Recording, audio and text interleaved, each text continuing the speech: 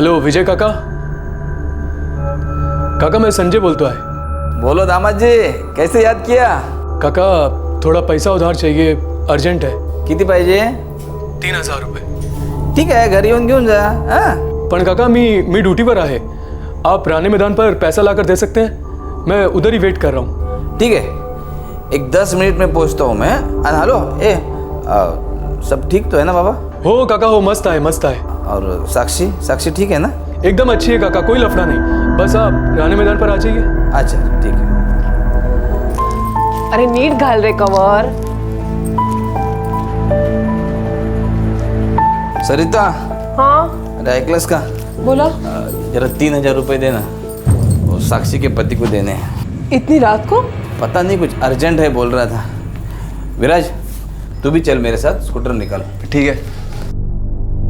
10 minute में राणे मैदान पहुंच रहा है, तो तैयार है ना साक्षी? हो.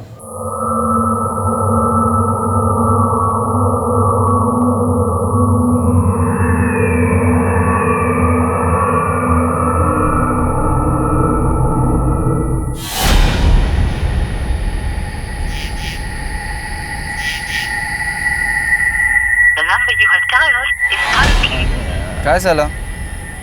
और संजय का फोन स्विच ऑफ आ रहा है. तो एक काम कर विराज, मैदान के वो साइड में देख, उसकी टैक्सी खड़ी होगी. मैं इधर देखता हूँ. जी मौसा.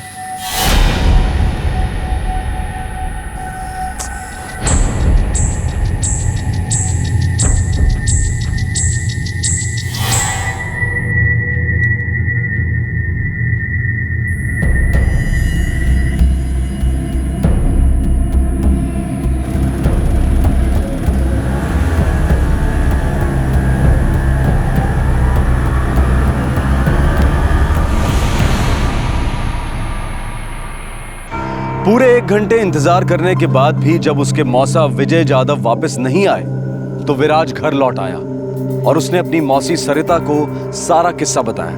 विजय जाधव का सेलफोन ऑफ आ रहा था. यह बड़ी अजीब बात थी क्योंकि साक्षी विजय जाधव की सगी भतीजी थी और संजय उसका पति. संजय और साक्षी का सेलफोन भी ऑफ आ रहा था. रात भर इंतजार करने के बाद सरिता और विराज संजय के घर पहुंचे.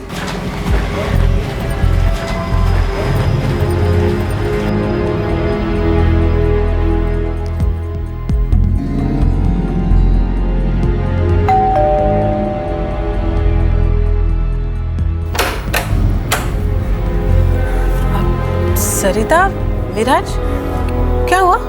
साक्षी के काका यहाँ आए थे क्या? नहीं तो क्यों? साक्षी ते और संजय भाऊजी काय मौशी? मला नहीं माहिती. मैं अभी उठी हूँ, वो लोग भी घर पे नहीं है. पता नहीं कहाँ चले गए हैं. अरे देवा, ये भी रात भर घर नहीं आए हैं. मौशी, मुझे लगता है हमें पुलिस को इन्फॉर्म करना चाहिए. काहीतरी सॉलिड लोचा है. ये विजय जाधव से तुम्हारा क्या रिश्ता है? सर, ये मेरी मौसी है. इन्हीं के साथ रहता हूँ मैं. अभी 12वीं की तैयारी कर रहा हूँ. मेरे माँ बाप वो दोनों कोकन में रहते हैं. और ये साक्षी और विजय जाधव का क्या रिश्ता है? साक्षी मेरे पति के छोटे भाई अजय की लड़की है. हम सब कोकण के हैं. साक्षी भी 10वीं की तैयारी करने के लिए हमारे यहाँ आई थी 1 साल पहले. अरे अरे बस बस बस बेटा बस. देख, यहाँ अब मन लगा के पढ़ाई करना है. अनाजे, तू फिक्र करो नक्स रे. अब इसको 10वीं पास कराने का जिम्मा मेरा है. मैं और इसकी आई दोनों डांट के थक गए. 10वीं में 2 बार फेल हुई. बच्चे बड़ी हो गई है, उसे डांटने से नहीं प्यार से समझाते हैं. अब देख, मेरे यहाँ आ गई ना तो मेरा कहा मानेगी. अब तू डायरेक्ट अगले साल आना मिठाई का डिब्बा लेके. सरिता, तू बोल रही थी ना तुझे बेटी चाहिए, अब आ गई बेटी. देख, जा आजा बेटा. दादा, तुम मेरे बड़े भाई से ज्यादा पिता के समान हो. मैं तुम्हारा उपकार. अरे पागल हो गया तू? तेरे मेरे बीच में काय क्या है रे उपकार? और साक्षी क्या सिर्फ तेरी बेटी है? अभी इस विषय पर कोई चर्चा नहीं चाहिए. पहले ये बता, गांव से हापुस आम लाए कि नहीं? 4 पेटी लाए दादा, अपने ही पेड़ के. अरे वाह, अब तो मन भर के हापुस आम खाऊंगा रे. 1 साल पहले 10वीं की तैयारी करने आई थी और उतने में इस रिक्शा ड्राइवर संजय से शादी भी कर ली। जी हाँ साहब, मेरा बेटा ज़्यादा पढ़ा लिखा तो नहीं है, लेकिन वो बहुत भला है, बहुत मेहनती है और वो इनके साक्षी से सच्चा प्यार करता है। हमें तो कुछ भी मालूम नहीं था सर। मेरे पति ने बहुत पैसा खर्च करके साक्षी को ट्यूशन क्लास में दाखिल करवाया था। हमें तो यही लगता था कि साक्षी रोज ट्यूशन क्लास जाती है।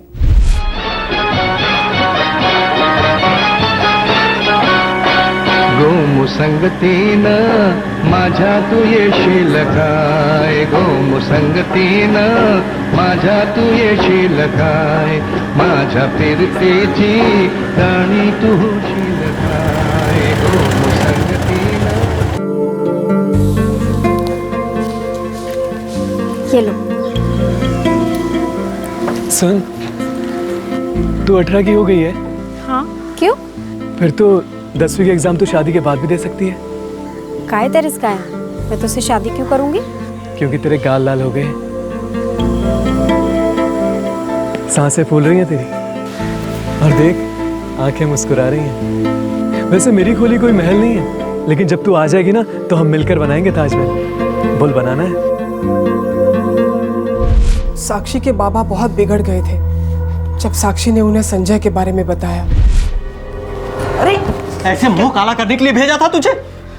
मेरी नहीं तो कम से कम काका की इज्जत का ख्याल की होती बेशरम। ये देख, कोई मुंह काला वाला नहीं किया है हमारे साक्षी ने। मुंह काला कब होता है? जब वो कोई गलत करती तो। ऐसा कोई गलत तो किया नहीं है ना उसने। साक्षी बेटा, ऐसा कोई गलत नहीं किया है ना तूने? काका, हम सच्चा प्यार करते हैं और शादी करना चाहते हैं। संजय अच्छा लड़का है। हाँ अच्छा लड़का है। तू गप्प बस रहे। ये देख, मैंने पता किया है, संजय अच्छा लड़का है। अब गरीब है तो क्या हुआ? अरे हम तो कभी इससे भी ज्यादा गरीब थे, लेकिन लड़के में कोई बुरी आदत नहीं है। हाँ, ईमानदार है, मेहनत से कमाता है, और सबसे बड़ी बात तो हमारे बच्चे से प्यार करता है। ये देख, तू टेंशन मत ले, शादी का पूरा खर्चा मैं उठाऊंगा। अरे दादा ये अरे गप बस, मुझे चर्चा नहीं चाहिए अभी। देख, अरे घर की इज्जत को इज्जत से विदा करते हैं, समाज में गर्दन झुकनी नहीं चाहिए हमारी। हाँ। शादी कब हुई थी? 1 महीने पहले, 1 जुलाई को। दहेज को लेकर कुछ अनबन हुई थी? नहीं साहब, हमने कुछ नहीं मांगा, सब कुछ अच्छी तरह से हो गया था। मेरे पति ने अपनी तरफ से बहुत कुछ दिया साक्षी को। साक्षी की विदाई के बाद तो जैसे उनका दिल बैठ गया था। हर हफ्ते कुछ न कुछ लेकर जाते थे उसके लिए। अरे संधि जी आप। नमस्कार। नमस्कार नमस्कार। अब कधी आलात तुम्ही? ये क्या है, अभी कुछ साड़ियाँ लाया था साक्षी के लिए। वैसे आपके लिए भी साड़ी लाया हो। कशाला उगाच माझ्यासाठी? हाय, मैंने काका को बोला था कि मुझे साड़ी नहीं चाहिए, लेकिन काका सुनते ही नहीं। काका, मला एक आई नको। बेटा, ये तुम्हारे पिता समान है, अगर वो तुम्हें प्यार से कुछ दे रहे हैं तो ले लो ना चुपचाप। और कल रात साक्षी के पति संजय ने विजय यादव से 3000 रुपए मांगे। हो सर, और वो भी एकदम अर्जेंट। मैं और मौसा जी गए थे रानी मैदान पैसे लेके, लेकिन फिर मैंने देखा कि मौसा जी साक्षी ताई के साथ संजय भाऊ की रिक्शा में बैठ के कहीं चले गए। रिक्शा का नंबर याद है? हाँ साहब, MH02Z484। पाटिल, आरटीओ में फोन करके पता करो कि ये रिक्शा किसके नाम पे रजिस्टर है। हो सर। और आप दोनों का घर तो 5 मिनट की दूरी पर है ना? हो साहब। तो संजय और साक्षी ने आपको बताया नहीं कि दोनों कहाँ जा रहे हैं? रात को खाने के बाद मेरा बेटा और बहू दोनों बाहर टहलने जाते हैं। मुझे लगा ऐसे ही गए होंगे, फिर मैं दवाई खाई और सो गई। सरिता जी, क्या इसके पहले कभी संजय ने आपसे पैसों की मांग की थी? कभी नहीं, ये पहली बार था। मेरा बेटा बहुत ही खुददार लड़का है, उसने आज तक कभी किसी से पैसे उधार नहीं लिए। फिर पता नहीं अचानक उसे समधी जी से 3000 रुपए क्यों मांगने पड़े। सब पता चल जाएगा। पाटिल, साक्षी, संजय और विजय यादव तीनों के लेटेस्ट फोटोग्राफ इन लोगों से ले लेना, तीनों के मोबाइल नंबर ट्रैकिंग पे डाल दो और तीनों की मिसिंग कंप्लेंट भी लिखवा लेना। हो सर। चलिए आप लोग मेरे साथ आइए।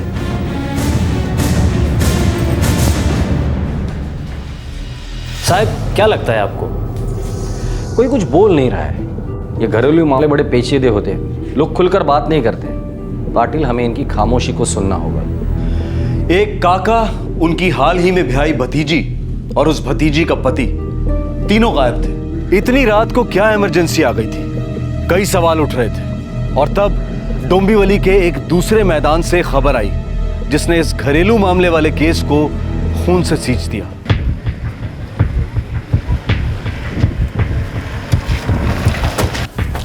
साहब इस तरफ आइए। चल।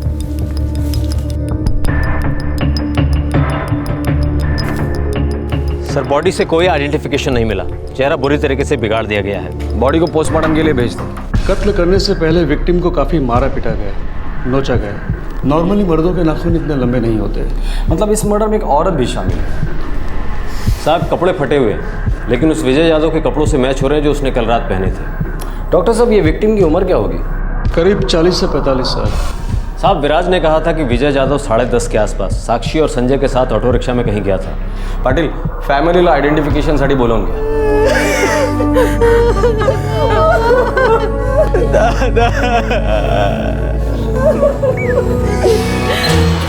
सर, साक्षी और संजय के सेलफोन्स अभी भी ऑफ है और ये भी सुनने में आया कि संजय किसी धनी का ऑटो किराए पे चलाता था। नहीं साहब, शादी से पहले संजय ऑटो चलाता था। शादी के बाद वो ऑटो चलाना बंद कर दिया था और सुपर कूल टैक्सी सर्विस में नौकरी करने लगा था। तो फिर वो ऑटो किसका था जो विराज ने देखा था? सर आरटीओ से बात हुई है, आज शाम तक सारी डिटेल्स मिल जाएगी। ठीक है, इन्होंने जो मिसिंग की कंप्लेंट लिखाई उसको अपडेट कर देना।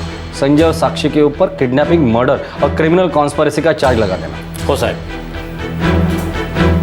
साहब मेरी बेटी अपने खुद के काका का अपहरण और हत्या कैसे कर सकती? उसके लिए तो दादा ने वो किया था जो शायद मैं कभी नहीं कर पाता। ये बघा अजय जादव, बड़े बड़े जुर्म परिवार के अंदर ही होते हैं। लेकिन हमारे परिवार में तो ऐसी गड़बड़ नहीं थी साहब।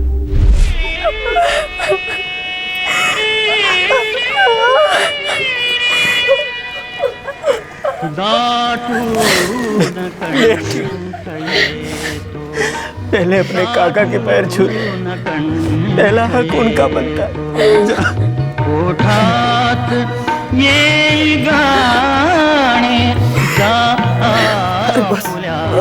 बस हमारे परिवार का आपसी प्यार ऐसा ही बना रहेगा। हमारा ये रिश्ता अभी खत्म नहीं हुआ है बेटी, ये तो एक नई शुरुआत है और तू कभी अकेली नहीं रहेगी। तेरा एक काका साहे की तरह हमेशा तेरे साथ रहेगा, समझी ना? मेरी साक्षी अब विजय दादा की बहुत इज्जत करती थी साहब। अजय जादव, पता चल जाएगा कि ऐसा क्या हुआ था कि इज्जत नफरत में बदल गई। देखिए, ये मर्डर 3000 रुपए के लिए नहीं हुआ है।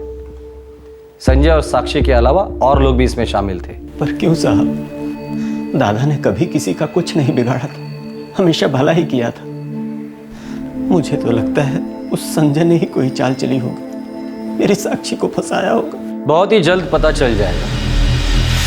पुलिस को साक्षी और संजय पर शक हो गया था कि उन्होंने साक्षी के पिता समान काका विजय यादव का कत्ल किया है, लेकिन इस कत्ल के पीछे कोई ठोस वजह पकड़ में नहीं आ रही थी। इस केस के पत्ते धीरे धीरे तब खुलने लगे जब पुलिस को यह पता चला कि वो ऑटो कहां था।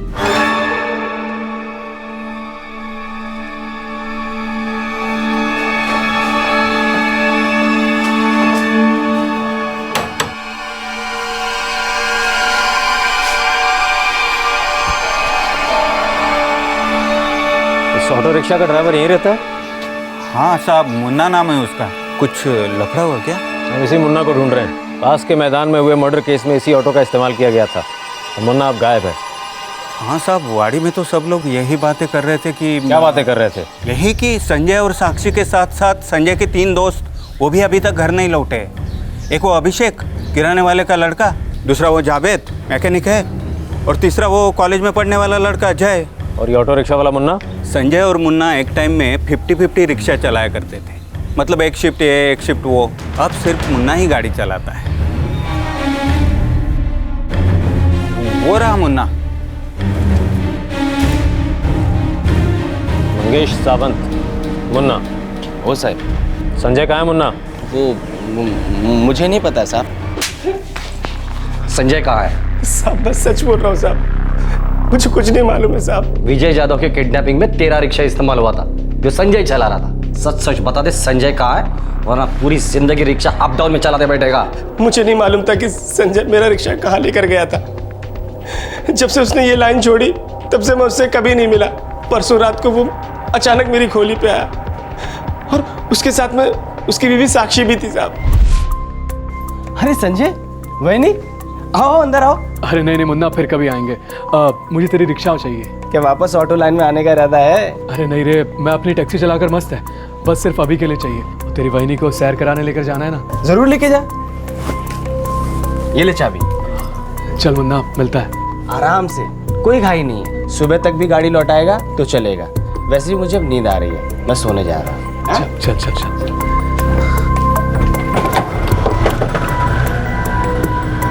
फिर गाड़ी तेरे पास आई कैसे? साहब मुझे लगा कि वो सुबह गाड़ी लौटाएगा, लेकिन वो रात के तकरीबन 12 साढ़े 12 बजे वो सर गाड़ी लौटा के चला गया। अरे संजय, मुन्ना ये ले चाबी। तो सुबह लौटाने वाला था ना? नहीं मुन्ना, वो मेरा काम हो गया। काम हो गया?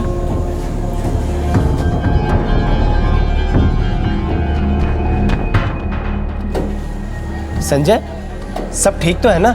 हाँ सब ठीक है। चल मैं निकलता है।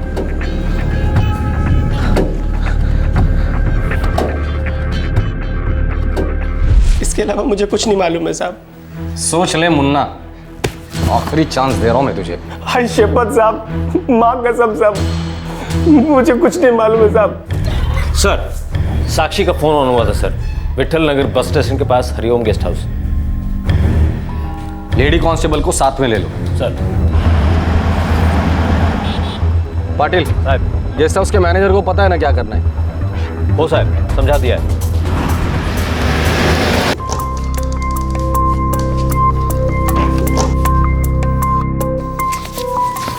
अभिषेक, तेरा सतारा का टिकट। जावेद तेरा जालना का। और जय, तू पुणे निकल रहा है यार। और ये कुछ थोड़े बहुत पैसे हैं, आपस में बांट लो तीनों। अरे यार, रखना अपने पास पैसे, क्या है दोस्ती में ये सब। मेरे कारण तुम सब लोग फंस गए ना? बस क्या भाभी, राखी बांधी आपने हम तीनों को। हाँ जावेद, लेकिन हमारे प्लान में ये सब तो नहीं होना था। प्लानिंग में थोड़ा 19-20 होता है। विराज वहाँ नहीं आया होता तो हम लोग अपने अपने घरों में बैठे होते। जो काम करना था वो तो हो गया, बस अब जो होगा देखा जाएगा। संजय, अभी तुम दोनों का क्या प्लान है? मैंने जलंधर की टिकट निकाली है यार। उधर मेरा एक दोस्त है, टैक्सी चलाता है, तो बोला कि तू इधर आ जा, वो सब सेट कर देगा। चलो यार, ट्रेन का टाइम हो रहा है, निकलते हैं, फिर पता नहीं कब मिलेंगे।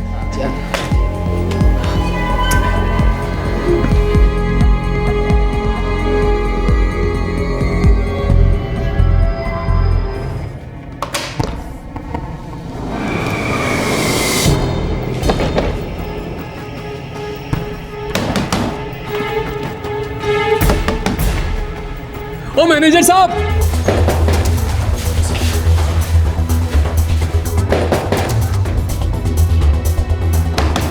मैनेजर साहब, ओ मैनेजर साहब, अरे दरवाजा खोलो। दरवाजा काहे को बंद किया है?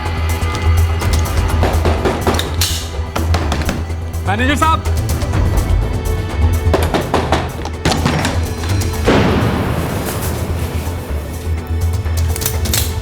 नहीं, इन्हें कुछ मत करो। अच्छा, वह सभी के सभी यही मिल गए। लेके चलो सबको।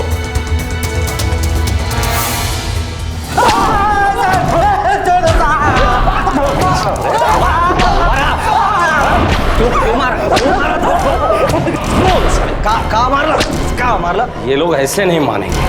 हाँ? पाटिल, लाल मिर्ची लेके आ। नहीं, मैं सामने, मैं सब कुछ बताती हूँ। उन्हें मत मारिए और मत मारिए उन्हें। हाथ जोड़ती हूँ आपके, पाए पड़ते। जो भी कुछ हुआ सब मेरे कारण। उन्हें छोड़ दीजिए, उन्हें कुछ मत कीजिए। काफी पूछताछ के बावजूद संजय और उसके तीनों जिगरी दोस्त विजय जाधव की हत्या के बारे में मुंह नहीं खोल रहे थे, लेकिन उनकी दर्द भरी चीख सुनकर साक्षी की जुबान खोली। साक्षी ने पुलिस को बताया कि किस तरह से विजय जाधव की हत्या की गई, लेकिन जब हत्या का कारण साक्षी की जुबान पर आया तब पुलिस कर्मचारी भी सुनकर दंग रह गए। साक्षी की कांपती जुबान ने उस सच को बयां किया जो हमारे देश के हजारों घरों की दीवारों के बाहर नहीं जाता, बस इन दीवारों में यादों का मुर्दा बनकर दफन हो जाता है। साहब, मेरी संजय से सगाई हुई थी और शादी की डेट 1 जुलाई की फिक्स हुई थी। मैं बहुत खुश थी, बहुत खुश। अगर साक्षी, मैं मंदिर जा रही हूँ, तू भी चल। मुझे समझ नहीं आता, आप हर सोमवार को उपवास रखती हैं, मंदिर जाती हैं, ऐसा क्यों काकू? ताकि तेरे काका की लंबी उम्र और लंबी हो, उनकी तबीयत हमेशा ठीक रहे। तू भी क्या करना अपने संजय के लिए। अरे ना बाबा ना, पहले संजय से शादी तो होने दो। लेकिन हाँ, अगर आप काका के लिए उपवास रखने को बोलोगी तो मैं अभी शुरू हो जाती हूँ। नको नको, उपवास मत रखो काका के लिए, बस उनको टाइम से दवाई दे देना। बरका, बोलना नहीं। नहीं बोलूंगी काकू। चल ये तेमी।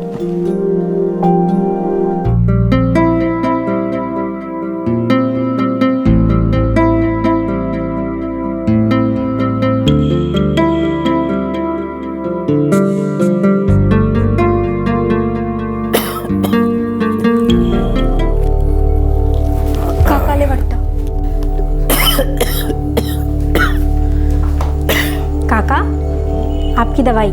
अरे तूने क्यों तकलीफ की, मैं ले लेता। काकी मुझे कह के गई थी कि आपको टाइम पे दवाई दे दूं। विराज और राजू कहाँ गए? वही क्रिकेट का भूत ना? हो काका, वो दोनों तो कैप भी लगा के नहीं गए। ये लीजिए।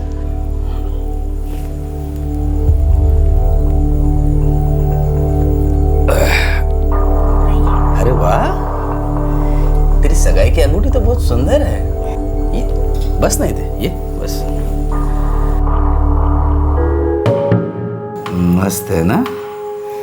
हाँ मस्त है काका। ये क्या कर रहे हैं आप? मस्त है ना काका? मस्त है ना?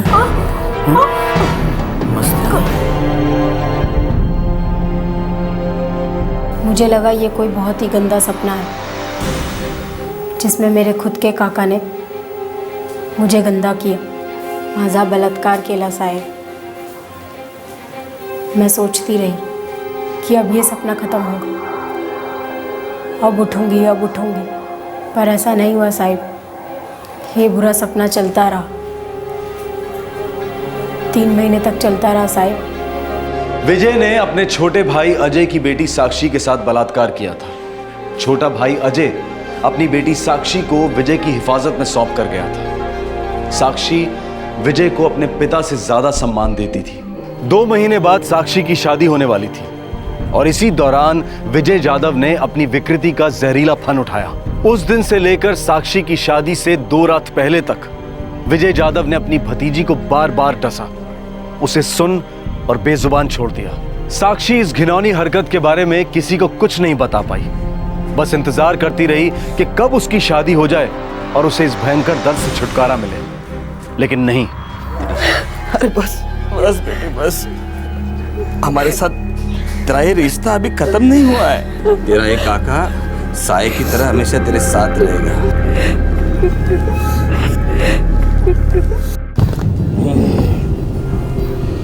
घर में कोई नहीं है ना साक्षी? तो आजा फिर। काका, मुझे साड़ी नहीं चाहिए, मैं चाय लेके आती हूँ। इतना बोला तेरे, आ मेरे पास। काका, मेरी शादी हो चुकी है। तेरी शादी अगर मैं करवा सकता हूँ तो तोड़वा भी सकता हूँ। तेरा इधर मैं अलग अलग लोगों को अलग अलग झूठ बोलती रही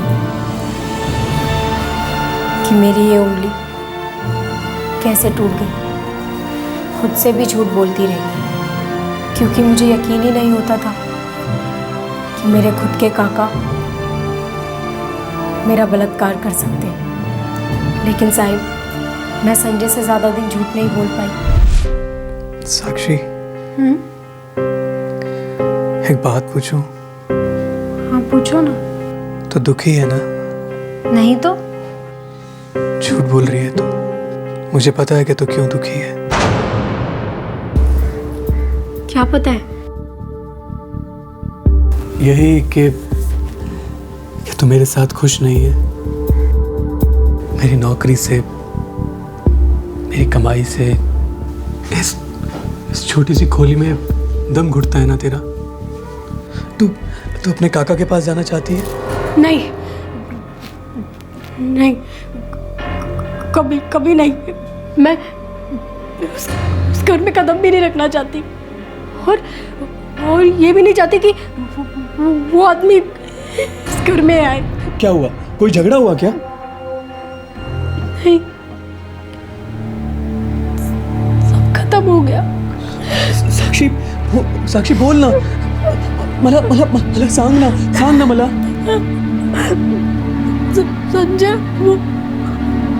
वो मेरा काका नहीं, वो तो एक राक्षस है।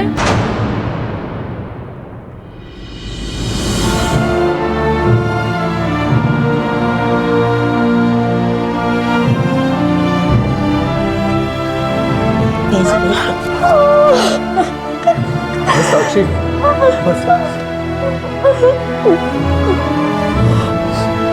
अब वो राक्षस तुझे कभी नहीं छुएगा। बहुत दूर चले जाएंगे। नहीं, विजय जाधव दूर जाएगा, और इतना दूर जहां से कभी कोई नहीं लौटता। नहीं नहीं, तू फिक्र मत कर साक्षी, कुछ नहीं होगा, मैं सब संभाल लूंगा। साहब, साक्षी मेरे तीनों दोस्तों को राखी बांधती है। जब मैंने इन तीनों को वो बात बताई तो इन तीनों ने कसम खा ली कि विजय जाधव को तो मारना ही मारना है।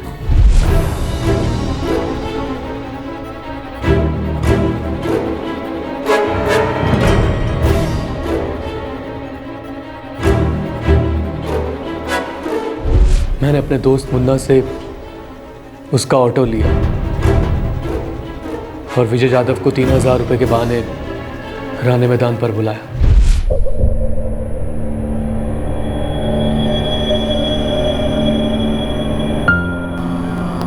बस।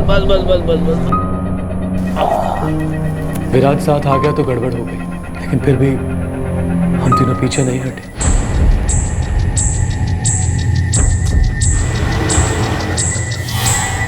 संजय, अरे क्या रे, कितना टाइम लगा दिया है? हाँ, अरे क्या तो फिर से रिक्शा चलाना चालू कर दिया? साक्षी, तू पण आलीस? सब ठीक तो है ना बाबा? काका आप अंदर बैठिए ना, आपसे कुछ बात करनी है। कैसी बात कर? क्या चल रहा है तुम लोगों का? क्या करता है? अरे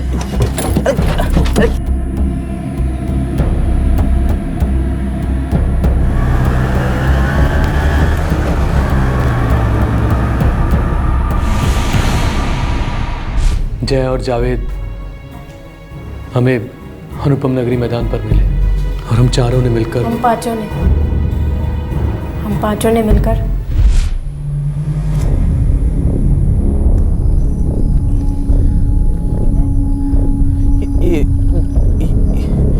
ये सब क्या हो रहा है? साक्षी, तो बता इन लोगों को। नहीं काका, आप ही बोलिए। जिस बात के लिए आप मुझे धमकियां दे रहे थे, वो बात अब संजय को बता दीजिए। कौन सी बात बेटी?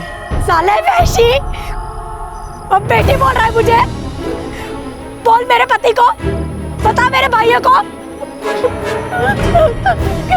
कैसे तूने मेरा रेप किया था? कभी ने कैसे तूने मुझे धमकियां दी? मेरे मामा ने तुझ पे भरोसा करके तेरे घर भेजा, और तूने अपनी भाई की बेटी के साथ छी,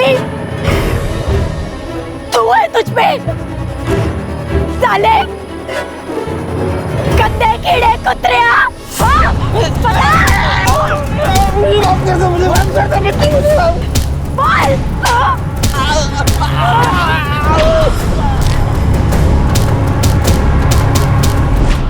देखो साक्षी, विजय जाधव को तो सजाए मौत मिलनी ही चाहिए थी, पर तुम लोगों के हाथों से नहीं, कानून के हाथों से। पर साहब, कानून विजय यादव को सजाए मौत कभी नहीं देता। शायद नहीं, पर जो जिल्लत भरी जिंदगी उसे मिलती थी वो उससे जीते जी मार डालती थी, और तुम दोनों की जिंदगी शुरू होने के पहले खत्म नहीं होती। दुर्भाग्यवश जो सजा विजय जादव को मिलनी चाहिए थी, कानून अब तुम्हें देगा।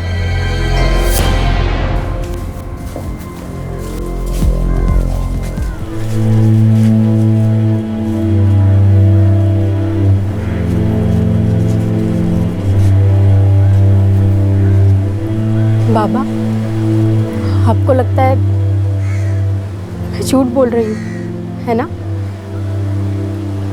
काका तो आपके लिए दूध के धुले थे। आप सोच रहे होंगे कि मुझ में ही कोई खोट है ना बाबा? अरे एक बार तो बोली होती। आप दिल से नहीं बोल रहे बाबा, तभी तो आंखें नहीं मिला पा रहे आप मुझसे। विजय काका ने ठीक ही कहा था, कोई मेरा यकीन नहीं करेगा, बोल के कोई फायदा ही नहीं। चला चला।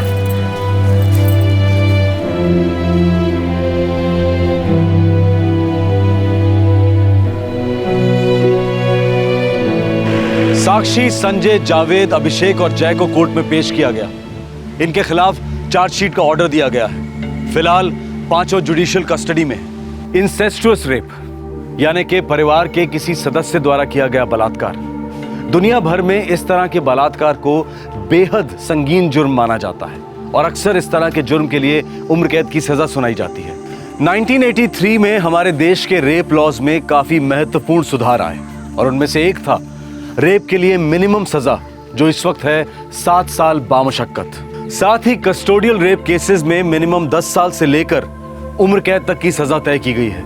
कस्टोडियल रेप वो होता है जहां अपराधी अपनी पोजीशन का फायदा उठाता है, जैसे पुलिस ऑफिसर, जेल का वार्डन, हॉस्पिटल स्टाफ, सरकारी ऑफिसर वगैरह वगैरह। बच्चे माँ बाप की कस्टडी में होते हैं तो कॉमन सेंस की बात है कि पिता या पिता समान रिश्तेदार जो गृहस्थी का कर्ता धरता है, फैमिली का हेड, यदि ऐसा शख्स अपनी कस्टडी में किसी बालिग या नाबालिग बच्चे का यौन शोषण करता है तो वो सीधे सीधे कस्टोडियल रेप के दायरे में आना चाहिए। कानूनी परिभाषाओं में सुधार लाए जा सकते हैं, सजा और सख्त की जा सकती है, लेकिन इंसेस्ट और इंसेस्टुअस रेप को लेकर एक और महत्वपूर्ण पहलू है और वो है सामाजिक डिनायल। हमारा समाज इंसेस्ट के बारे में, परिवार के सदस्यों के बीच लैंगिक संबंधों के बारे में बात करने से भी कतराता है। हम इस तरह से पेश आते हैं जैसे ऐसा कुछ होता ही नहीं है, और अगर होता भी है तो विदेशी मुल्कों में होता होगा।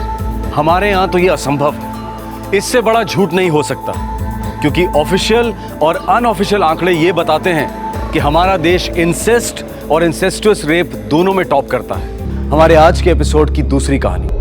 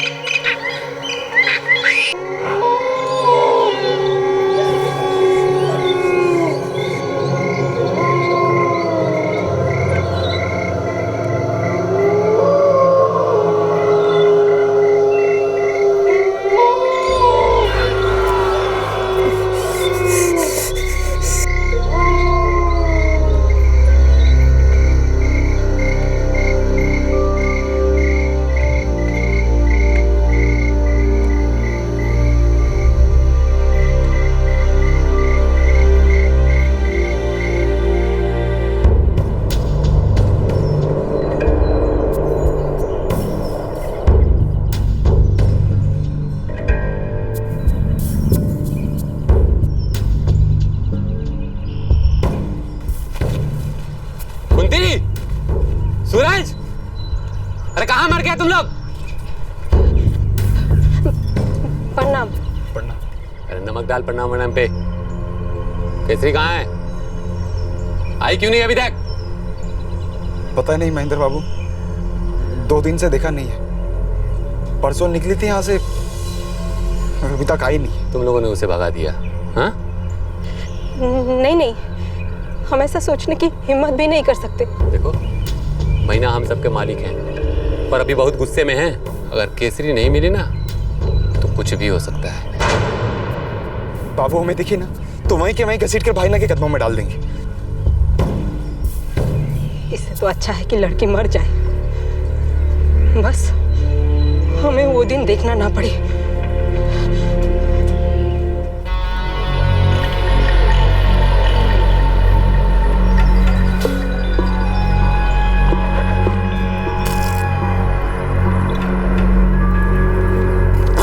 जा जल्दी,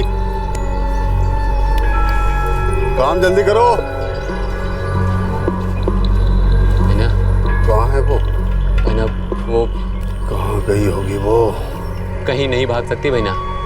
उसके घर के बाहर अपने आदमी है। उसकी दोस्त है ना मेघा, उसके घर के बाहर भी गांव के हर कोने कोने में अपने आदमी है। अपना गांव छोड़कर दूसरे गांव गई होगी। 13 साल की लड़की जंगल क्या पार करेगी भैया? जंगली बिल्ली है वो, ढूंढो उसे महेंद्र, ढूंढो। हमारे साथ ऐसी दगाबाजी नहीं कर सकती। लाऊंगा भैया, चाहे जो भी हो, आपके कदमों में जरूर लाऊंगा उसे।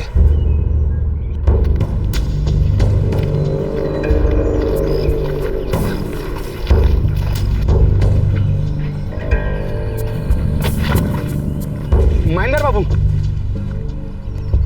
इससे आगे नहीं जा सकते हम। जंगल बहुत घना है और यहाँ बड़े बड़े जानवर हैं। साले जानवर और जंगल के डर से तुम लोगों की लंगोट गीली हो रही है। फिर वो पिद्दी सी लड़की जंगल में अकेले कैसे गुजारा कर रही होगी। ध्यान रखो इधर उधर, वो बाहर जरूर आएगी। और आते ही धर दबोचो, सीधा भैना के सामने हाजिर करो। क्योंकि जब तक लड़की नहीं मिलेगी ना, भैना शांत नहीं बैठेंगे।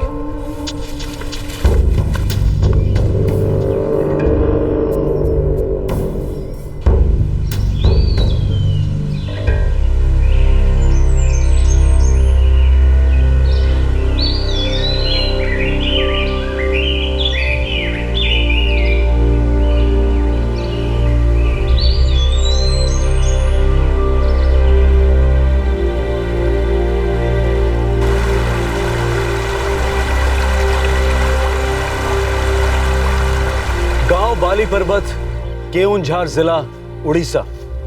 इन घने जंगलों में 13 साल की एक बच्ची केसरी छुपी हुई थी। इस गांव का जमींदार हाथ धोकर उसे ढूंढ रहा था। केसरी की मां और उसका भाई ये उम्मीद कर रहे थे कि वो केसरी का चेहरा कभी ना देखें। इस 13 साल की लड़की ने ऐसा भी क्या कर दिया था? ये वही लड़की थी जो कुछ दिनों पहले तक मासूमियत के आंचल में अपने बचपन को अलविदा कह रही थी।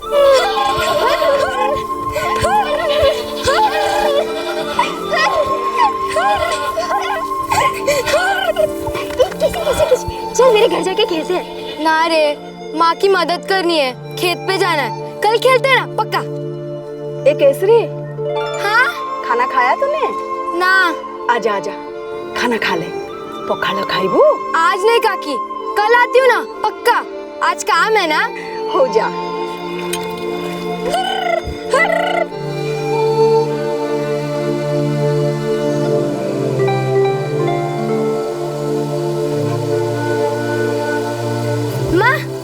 काट देती हूँ। आज फिर देर हो गई तुझे? हाँ? तू और वो मेघा बकरी चराने भेजो तो खुद खेलने लग जाती है और फिर समय का कोई ठिकाना ही नहीं। घर, माँ, काम सब भूल जाती है। गलती होगी माँ, फिर ऐसा नहीं होगा। जा जा, देख तेरे सूरज दादा से 3 रुपये ले और दुकान से दाल ले आ, नहीं तो रात को खाने में कुछ नहीं मिलेगा। हाँ, ऐसा हो ही नहीं सकता। मैं यूँ गई और सीधे घर पे जाती हूँ और फिर दाल भी भिगो के रखती हूँ, ठीक है? जा जा।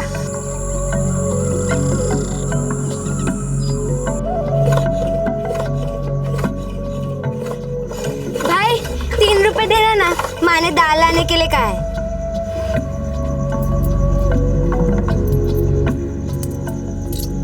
ले 5 रुपए, घर जाके 2 लौटा देना। क्या आप भी भाई, मैं थोड़ी लेके भाग जाने वाली हूँ।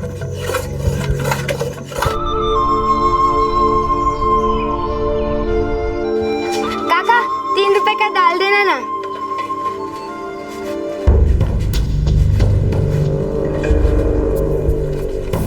देख भाई, इस बार भैना का कुर्ता एकदम राजा महाराजा की तरह सिलना चाहिए, बिल्कुल शानदार। आप बिल्कुल फिक्र मत करिए महेंद्र बाबू, पिछली बार भाईना ने जो मेले में कुर्ता पहना था उससे 100 गुना ज्यादा बेहतर इस बार होगा। मीठी बात मत कर, परसों मेला है, तब तक सिल जाएगा कुर्ता। अब बिल्कुल सिल जाएगा, मैं पूरी रात खुद लगा रहूंगा जब तक कि आपका कुर्ता सिल न जाए। अगर नहीं सिला तो तेरी सारी सिलाई खोल दूंगा। अब भाईना शानदार कुर्ता बन जाएगा। ये देखिए, ये कपड़ा देखिए, ये कटक से मैंने खास तौर से आपके लिए मंगवाया है। दिल्ली, बम्बई, कलकत्ता के लोग इस तरह के कपड़ा पहनते हैं, आप इसे पहन के बिल्कुल छा जाएंगे। अरे वाह भैना, इस कुर्ते में तो आप एकदम से दूल्हे राजा लगोगे, 20-22 साल के छबीले। सुनो सुनो सुनो, बाली पर्वत के गांव वालों सुनो, आज नहीं, कल नहीं, परसों बाली पर्वत के खुले मैदान में लग रहा है मेला।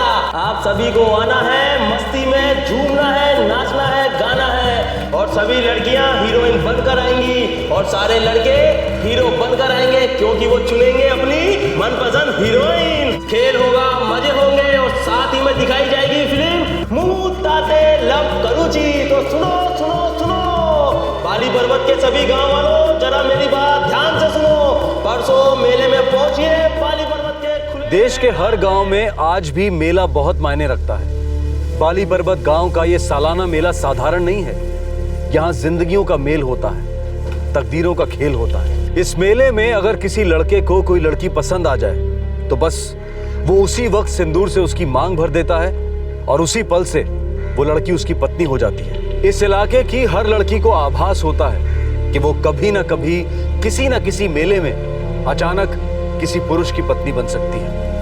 लड़की की मर्जी कोई मायने नहीं रखती।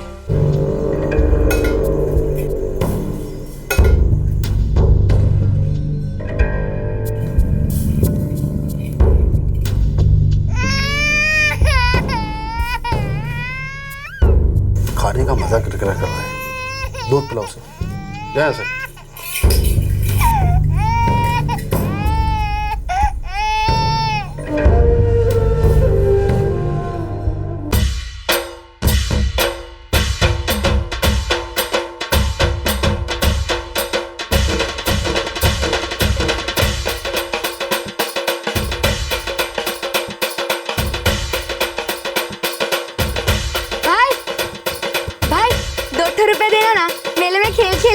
₹2 पागल हो गई, 8 आना ले। भाई 5 खेल खेलने हैं तो ₹1 ले। अच्छा ठीक है, ₹1.5 देना, जल्दी देना। खुश? ए केसरी, हाँ शीघ्र आसिबू, देर राती तक सिनेमा देखते मत बैठना। ठीक है माँ, खड़े खड़े देख लूंगी।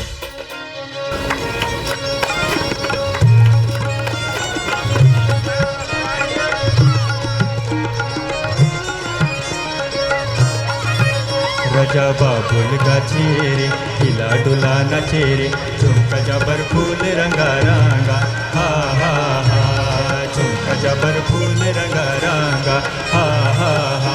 राजा बाबुल गाछी रे, हिला डुला नाचे रे, झुमका जबर फूल रंगा रंगा, हा हा हा, झुमका जबर फूल रंगा रंगा, हा हा हा। राजा बाबू सायो रे, मीठा मीठा पानी रे, मीठा मीठा पानी, अचला बोरे खाया बार, कुलसा बोरे आनी रे, कुलसा बोरे आनी। झुमका जबर फूल रंगा रंगा, हा हा हा, झुमका जबर फूल रंगा रंगा, हा हा।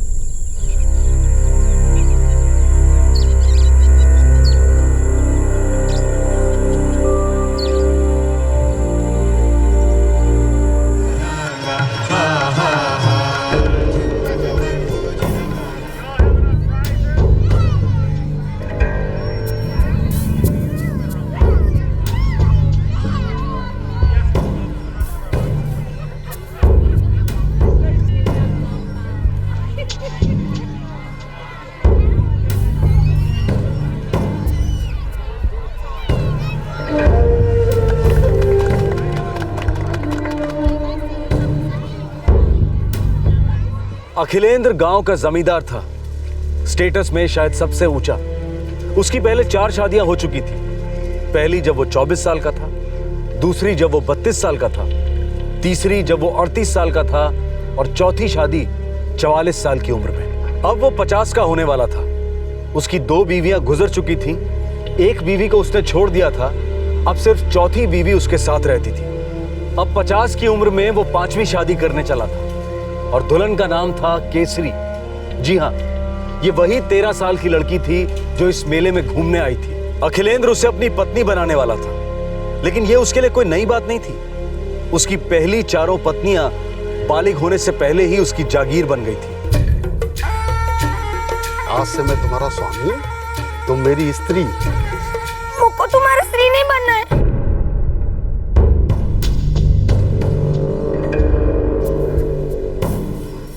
क्या बकवास बोल रही तू? मैंने तुझे चुना है, आज से तू मेरी है। मांग में सिंदूर भरा है मैंने। तुम तो बुढ़े हो, तुम्हारे सर पे तो बाल भी नहीं है। मैं तुम्हारी स्त्री नहीं बनूंगी, कभी नहीं बनूंगी। केसरी,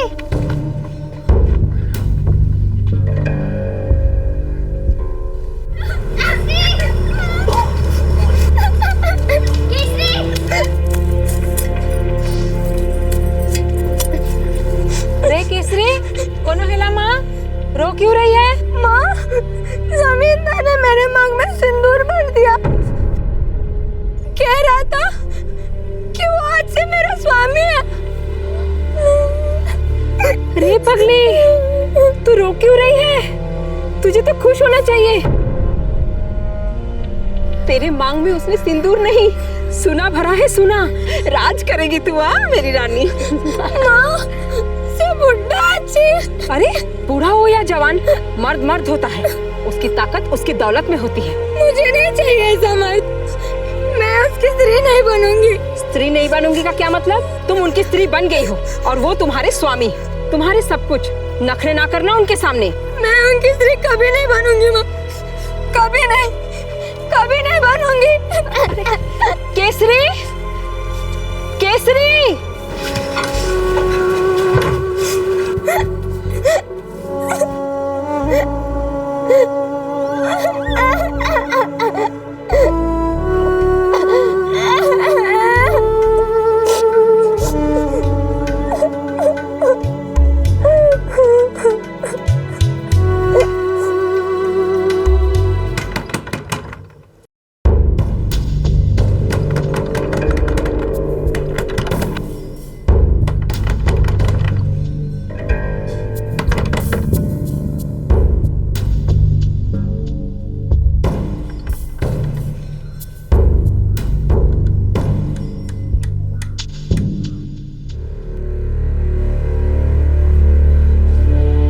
ऐसे ही होता है केसरी।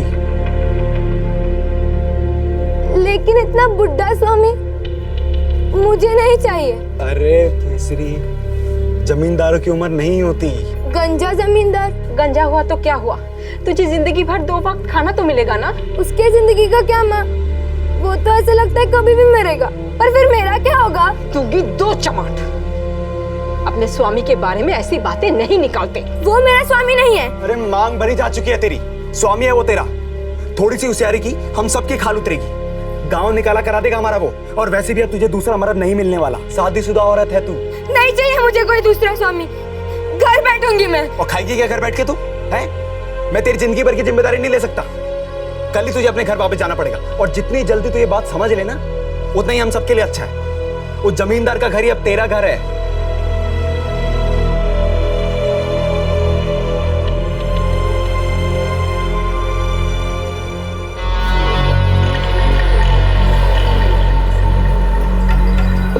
चल जल्दी मारक।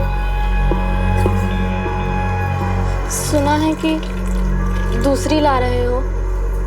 हाँ, आज से तू अंदर वाले कमरे में पड़ी रहे।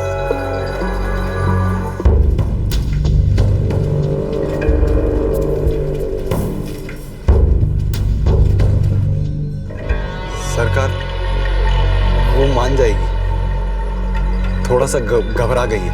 हम जुबान देते हैं, उसे आपके घर पहुंचा देंगे। मैं चाहूं तो केसरी को जबरदस्ती लेके जा सकता हूं, पर मैं ऐसा करूंगा नहीं।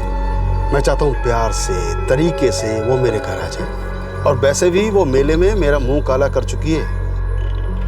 बात सिर्फ मेरी नहीं, उसने गांव की पुरानी परंपरा को तोड़ा है। माफी नहीं मिलेगी। नहीं चाहिए मुझे माफी, नहीं करनी है शादी, मैं आपके साथ नहीं जाऊंगी। ऐसे बात करते हैं स्वामी से? शाम तक देखूंगा, अगर ये नहीं आई तो गांव की पंचायत बुलाकर तुम लोगों का बहिष्कार करवाऊंगा। चल महेंद्र।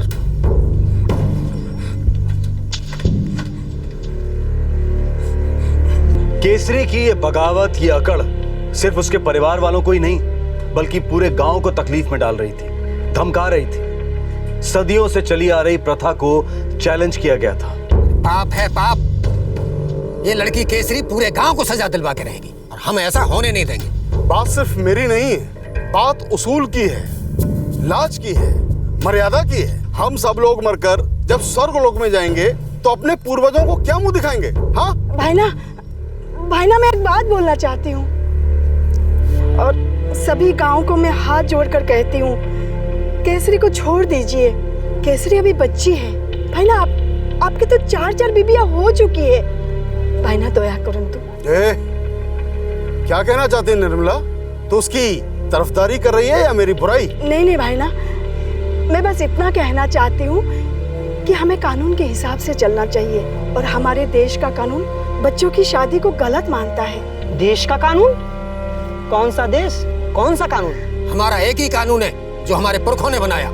इस गांव का कानून। हमारा गांव एक राज्य में है और हमारा राज्य एक देश में है, भारत देश। और भारत देश का कानून सबसे बड़ा कानून है। बकवास बंद कर निर्मला। 2 क्लास क्या पढ़ ली है स्कूल की? बहुत मास्टरी झाड़ रही है। इस गांव के कानून से बड़ा कोई कानून नहीं। अगर कल तक कुंती की बेटी केसरी भाईना के घर नहीं पहुंची तो पंचायत आदमी भेजेगी और उसे घसीट के इनके कदमों में डाल देंगे। अब केसरी भाईना की है और आखिर तक रहेगी। देख और मार मत खा मुझसे, चुपचाप जा। कोई गरीब अगर मांग में सिंदूर भरता तो एक मुट्ठी चावल के लिए तरसती। उसके सर पर बाल होते पर जेब खाली, क्या करती फिर? इससे अच्छा रिश्ता तेरे लिए हो ही नहीं सकता, समझा इसे? जा केसरी, मैं कह रहा हूं तुझे, जा।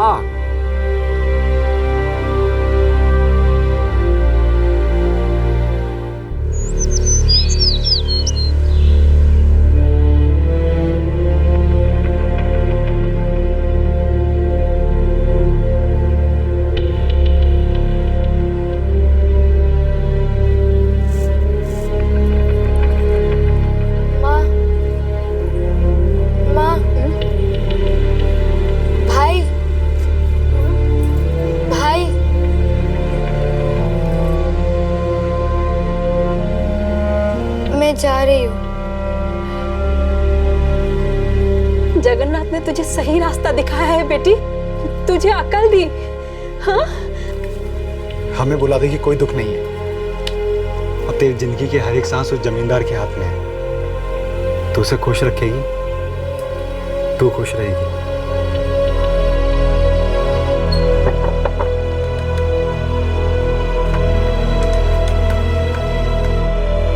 हिलाते जाएगी क्या? कपड़े तो लेती जा। लौट के ले लूंगी माँ।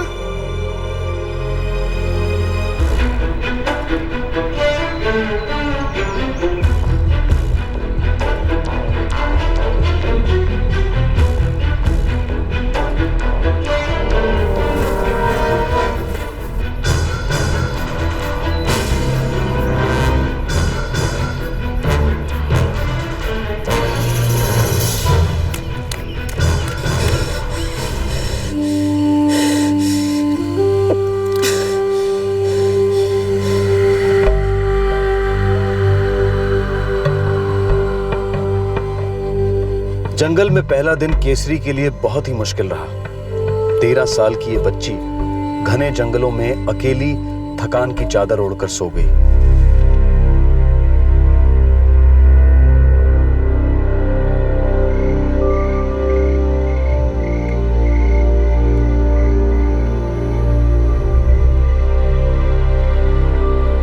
कुंती, बेटी के ऊपर तुम जरा सा लगाम लगाकर नहीं रख सकी? पूरे गांव के मुंह पर गोबर मल के गई है। ये सब लोग मिले हुए हैं, इनको गांव से बाहर निकालना होगा। भाई ना आपके सामने पीटा था। आपको तो पता है हम परंपरा में कितना विश्वास करते हैं। अब लड़की पागल है तो उसकी सजा भाई और माँ को क्यों? क्योंकि उसे पकड़वाने में तुम लोग मदद नहीं कर रहे हो। कहाँ है केसरी? मर गई होगी, जंगली जानवर खा गया होगा। श्राप है उसे, माँ का श्राप।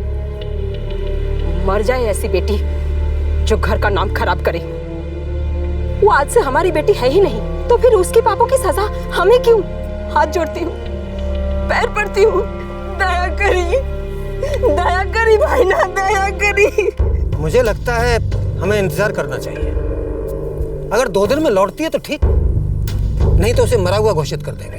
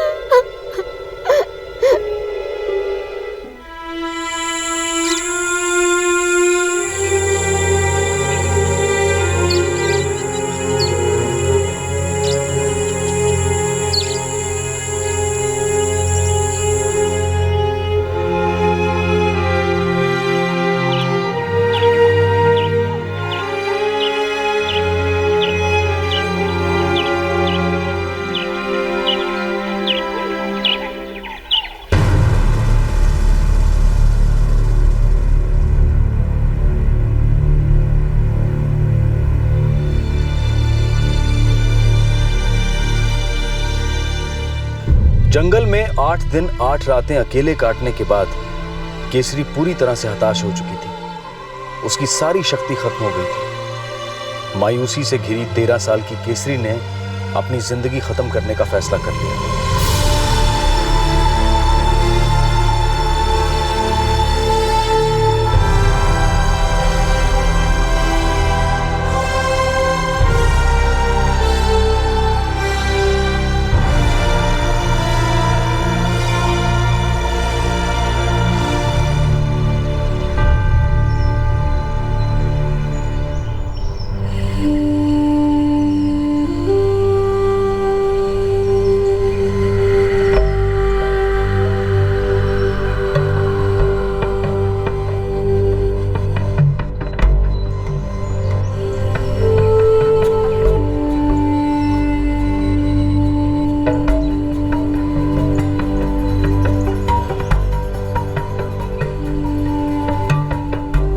जंगल में 9 दिन 9 जन्मों की तरह साबित हुए। मानो 9 किश्तों में डर, मायूसी, थकान, बेबसी ये सभी खत्म हो गए। केसरी के अंदर अब एक नया जोश आ गया था, जो मानो मां प्रकृति ने उसे वरदान स्वरूप दे दिया था। अब केसरी चल पड़ी, लेकिन अपने गांव की तरफ नहीं, बल्कि उस तरफ जहां वो कभी गई ही नहीं थी। चलते चलते केसरी ब्रह्मनीपाल आउटपोस्ट पहुंची और सबसे पहले वहां के पुलिस स्टेशन में जाकर उसने मदद के लिए दस्तक दी।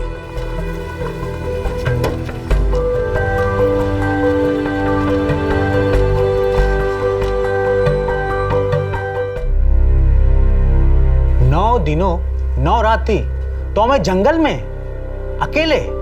हाँ, आप मेरी मदद करेंगे ना?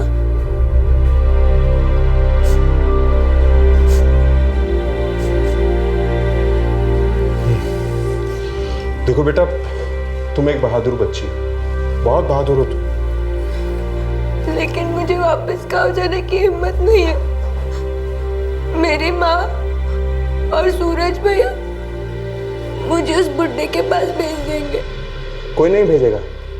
तुम्हारी मर्जी नहीं है तो तुम्हें कोई कहीं नहीं भेज सकता। केसरी रो मत। अच्छा एक बात बताओ, तुम्हारे गांव में कोई तो होगा जिस पे तुम भरोसा कर सकती हो? तुम्हारा कोई दोस्त, कोई रिश्तेदार? हाँ, मेरी एक दोस्त है, मेघा।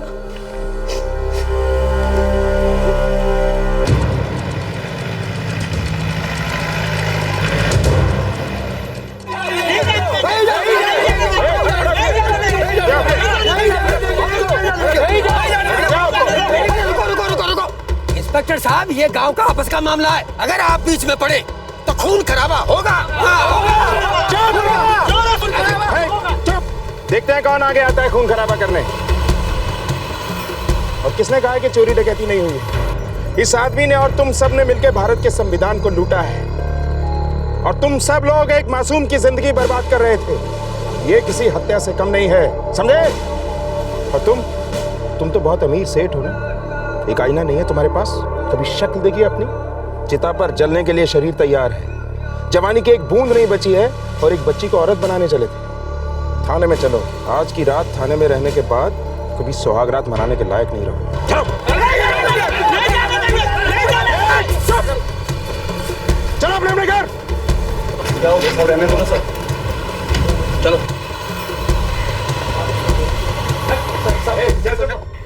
भला झियोटे ए टिके खाइनियो आ टिके खाइनियो ए देखो खोल भला झियोटे म केसरी, हमने जमींदार और तुम्हारे भाई सूरज दोनों को गिरफ्तार कर लिया है। साहेब खूब भलो करचंती। फिर भी साहेब कोई भी केसरी को गांव वापस ले जाना बहुत मुश्किल होगा, काहे कि ना गांव वाले बहुत गुस्से में हैं, कुछ भी कर सकते हैं बच्ची के साथ। मैंने कटक की एक संस्था से बात की, वो लोग बच्चों की देखभाल करते हैं। केसरी, अब वो तुम्हें भी अपने साथ ही रखेंगे। लेकिन काका, मैं कटक क्यों जाऊंगी? मुझे तो अपने गांव में रहना है ना। वहाँ पे माँ है, मेघा है, खेत है, सब कुछ है। बेटा, वहाँ सब कुछ है, बस एक चीज नहीं है, सुरक्षा। तुम्हारी सुरक्षा। कभी भी कोई सरफिरा कुछ भी कर सकता है। ये संस्था वाले तुम्हारी अच्छी देखभाल करेंगे, तुम्हें अच्छी जिंदगी देंगे।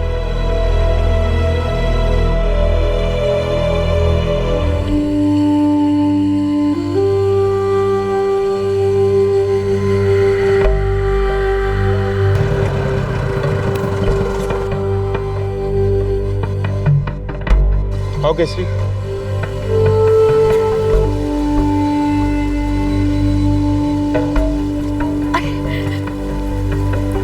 नमस्कार। नमस्कार, मैं शालिनी। मुझसे ही आपकी बात हुई थी फोन पर। ये है केसरी, मैंने इसके बारे में ही आपसे बात की थी। आओ।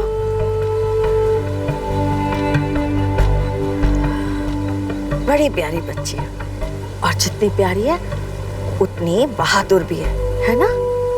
केसरी, तुमने मुझे काका कहा था, तो तुम मेरी प्यारी सी सुंदर सी बेटी हो। कोई भी कष्ट हो तो अपने इस काका को याद करो, ठीक है? केसरी, तुम्हें यहाँ कोई कष्ट नहीं होगा। देखो तुम्हारे जैसे कितने बच्चे हैं यहाँ। यहाँ तुम नए नए लोगों से मिलोगी, नई नई बातें सीखोगी, और खास करके अपने पैरों पे खड़े होना सीखोगी।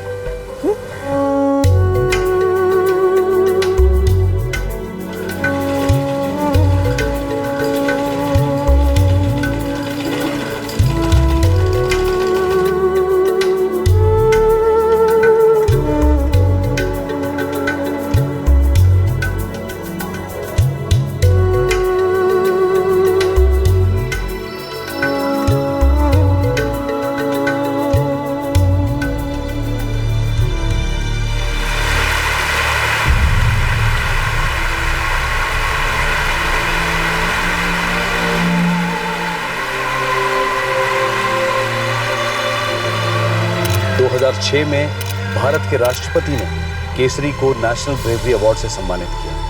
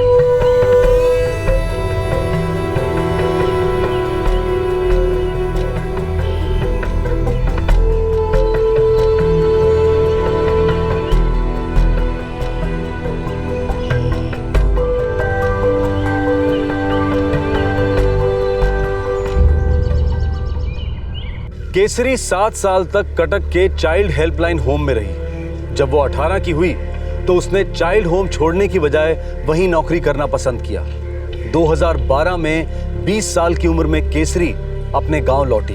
गांव आकर उसे पता चला कि उसकी मां कुंती ने दूसरी शादी कर ली थी और वो गांव छोड़कर चली गई थी। उसके बड़े भाई सूरज ने उससे कोई भी रिश्ता रखने से इनकार कर दिया था। केसरी को यह भी पता चला कि गिरफ्तारी के सिर्फ 8 दिन बाद जमींदार अखिलेंद्र और उसके भाई सूरज की जमानत हो गई थी और जमानत पर छूटने के बाद अखिलेंद्र ने एक और शादी कर ली। इसकी वजह से केसरी ने बाली पर्वत गांव छोड़ने का फैसला किया और वो जजपुर जिले के फूलाझारी गांव में अपनी चाची के पास रहने आ गई। यहाँ केसरी अपनी जीवनी कमाने की कोशिश कर रही है। उसने अपने पैरों पर खड़े होने का संकल्प कर लिया है। हमने इस केस के बारे में आपको क्यों बताया? क्या इसे दिखाना जरूरी था?